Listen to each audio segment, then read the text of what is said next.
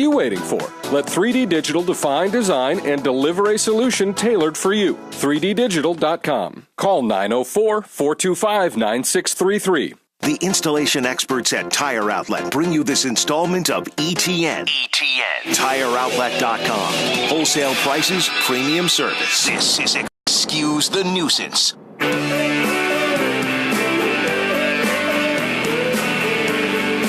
I don't know, like a bad penny, it keeps turning up. I don't know what to tell you people. Coming up heads. Listen, I'm a media mogul in this town. Are you? Hello, friends on Facebook Live. Are we on Facebook Live today? We are. That's exciting. As we are every day. So, Beef, people can watch us on Facebook, just this segment, I guess, This right? segment Because alone. so the things that we say outside of this segment are... Right. Yeah. Yeah. Dangerous. That's why we put our shirts back on for this segment. Correct. Yes. I have put my foot down. I have ranted. I have raved. I've screamed. And yet it won't go away. It's too bad. It won't go away. No, it is going away, I promise. It really is. It is. It's the dying days It's not of just ETN. me. This will be the I last thought we one. were all in agreement on this. Oh, I well, thought after- you were in after- agreement. I thought Beef was Yeah. in agreement. I thought even Sticks. I thought the bosses were in agreement. I thought we had consultants study this program. After yesterday, if we never played for the rest of life, I would be fine. Yeah. Yeah, yesterday's guy, I don't even remember his name. It's good. I blocked him It from was my memory. terrific. Let's bring Greg in. He'll be our final. Final one. Yeah, guest Guggen Judge here on ETN. Greg, good morning. What an honor. Good morning. It's an honor and a privilege. Yes. Awesome. Greg, Beef, what's Greg taking home? This is a good week, right? It's a great week. All our ETN judges this week, including Greg, are getting 4-packs to the Coca-Cola Firecracker 250 down at Daytona. That's coming up on Friday, July 6th. And keep listening for your cue to text. We'll give out a trivia question and a cue to text later on. You'll hear it and text the answer in, and you'll be entered for a chance to win tickets to the Coke Zero Sugar 400 that Saturday night. Sugar. All right, Greg Sugar. Bum, knows bum, how bum, the game bum, is bum. played. Beef will ask the questions, and we'll give some opinions, and he'll announce a winner. And again, you can watch it all on Facebook Live. Here we go. Yes. It could get ugly today. Round 1. I may throw these headphones at Jeff. Right, I like it. Right over the top. Right counting on here. it.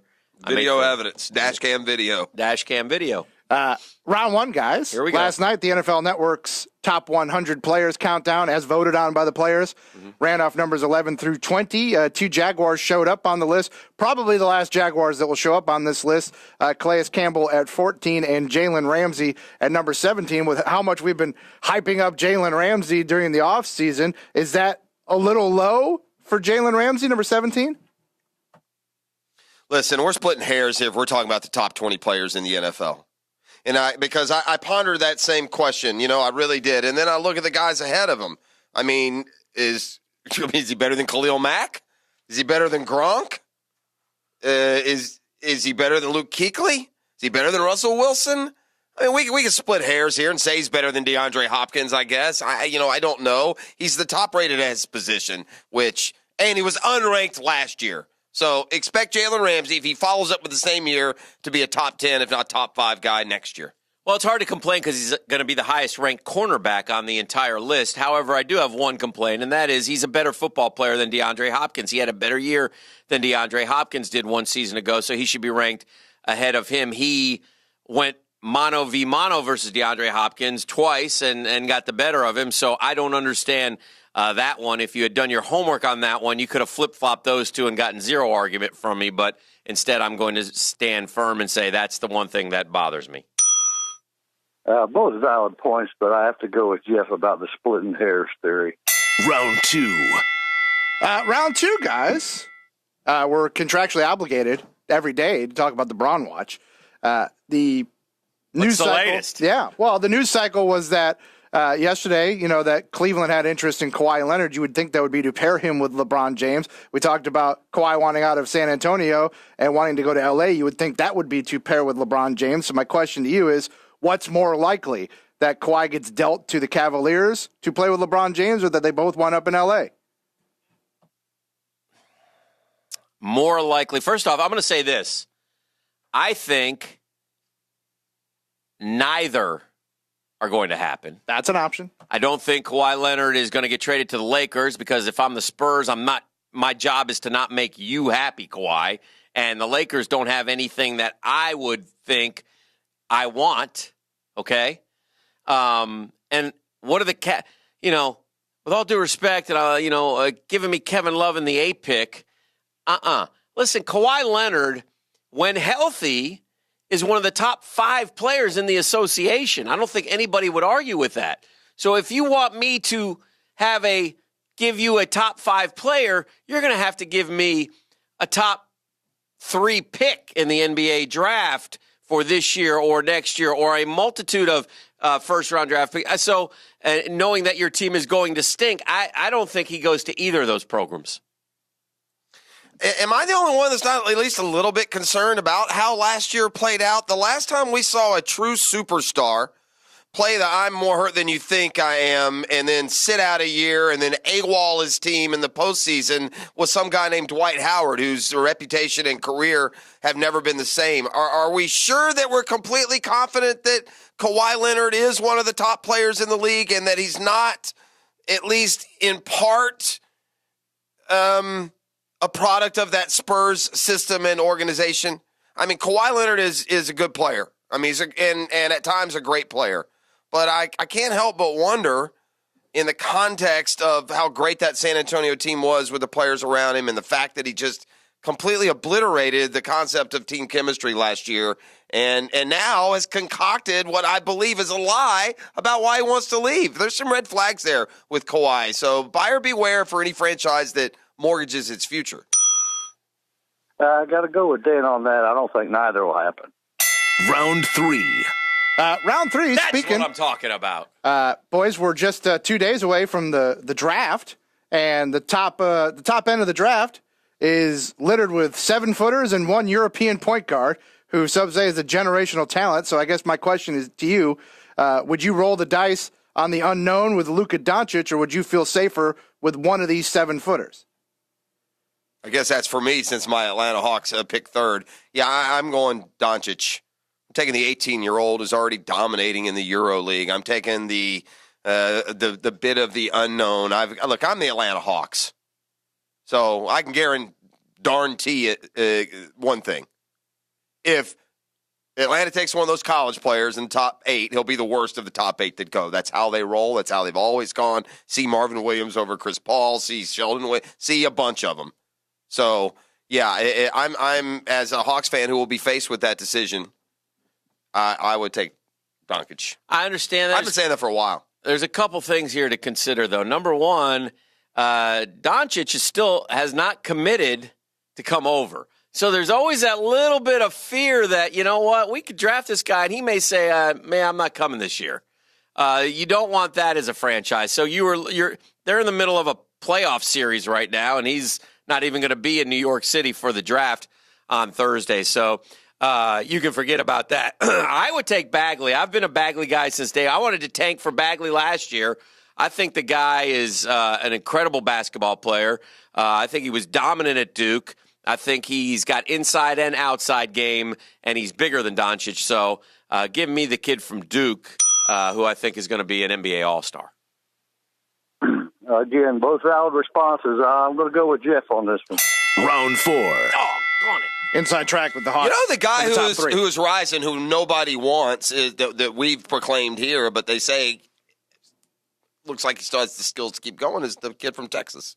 Bamba. Yeah, Bamba. He's really, and he's wowing him in the interview process. He's saying the right things. I watched him one time. 7 feet, though, and only 18. So, you know. I watched him the one time. I mean, he had no offensive game when I watched in the tournament. But I saw him in the tournament hit like a 15-footer. I don't know if that's just some one highlight I saw. But, you know, here's the problem, too, though. It seems like the NBA is, steering away from the center. Yeah. Although Karl Anthony Towns and DeMarcus Cousins and those guys still pretty impactful. All right, anyway. Round 4, guys. Sure. The Florida Gators will be playing in the College World Series this afternoon. Got a win to stay alive. Meanwhile, their cross-state rival was out of the action in Omaha this year, the Florida State Seminoles. Still, Mike Martin's going to come back for a 40th season in Tallahassee. A bit of a victory lap, some are calling it. The Canes did the same thing last year. That didn't go very well. So is a victory lap for the legend a good idea? That eruption you just heard came from Gainesville, by the way, when they announced he was coming back for another year, as Florida has dominated FSU in baseball. Listen, it's a tough situation, and I wish Mike Martin would have just said, you know what, I've been here long enough, it's time for me to go. because it is time for him to go. But if he wants to come back, he deserves certainly another year. I mean, think about it this way. The guy this will be his 40th season.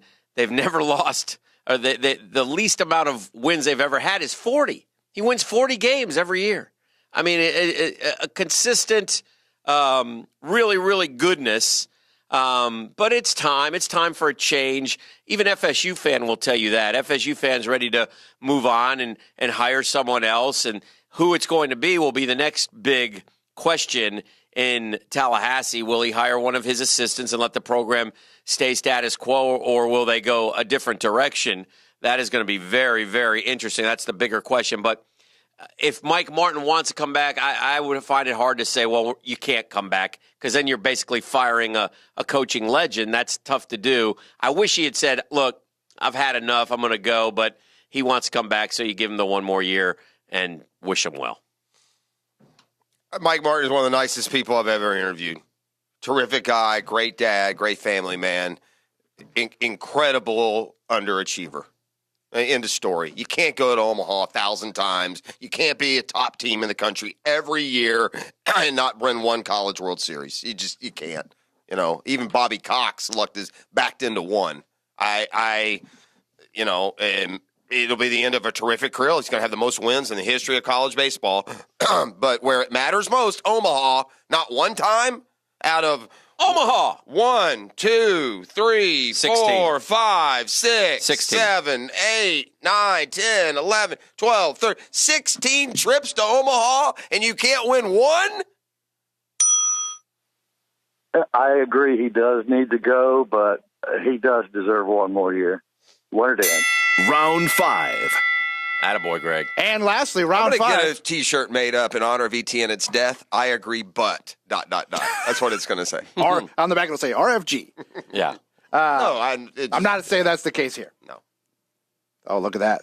The death stare. In general. Lastly, round 5, there's nothing we love more in this sports culture than fabricated outrage. And right now, we've got it. It's all being heaped at Landon Donovan for posing in a Mexico soccer jersey and saying, let's pull for Mexico with the USA out of the World Cup. Is the outrage, whether foe or real, deserved for embracing your rival?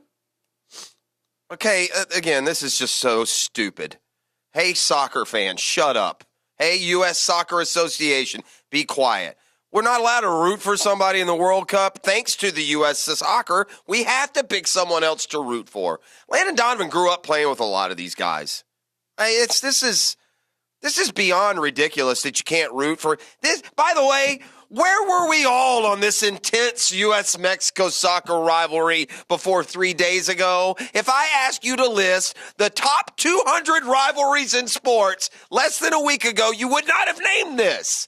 This is faux outrage. This is absolutely ridiculous. Estados Unidos. Landon Donovan can root for whoever he wants to. It hardly brands you a traitor or non-patriotic or anything else. This is just ridiculously overblown. You frustrate me so. You couldn't be more wrong on this one. You're a phony soccer person. You know nothing about the game at all. You know nothing about the beautiful game.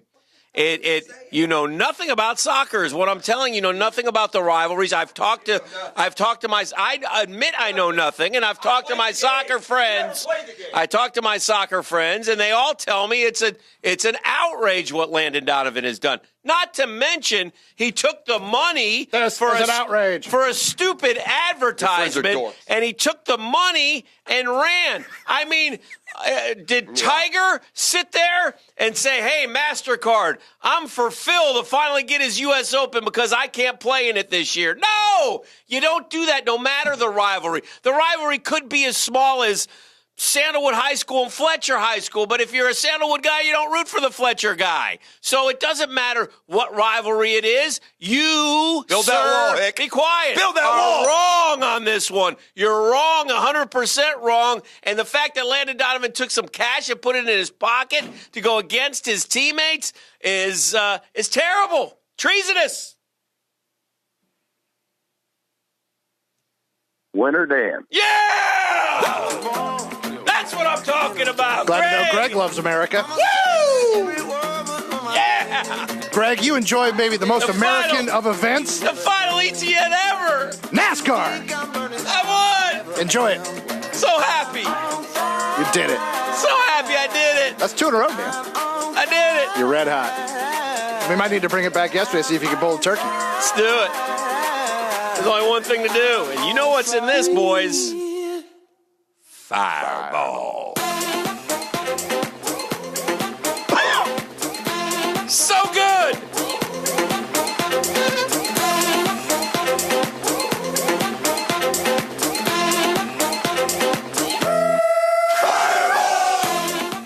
The Drill on 1010XL. From the studios of Republic Services, we'll handle it from here. Visit the all-new 1010XL.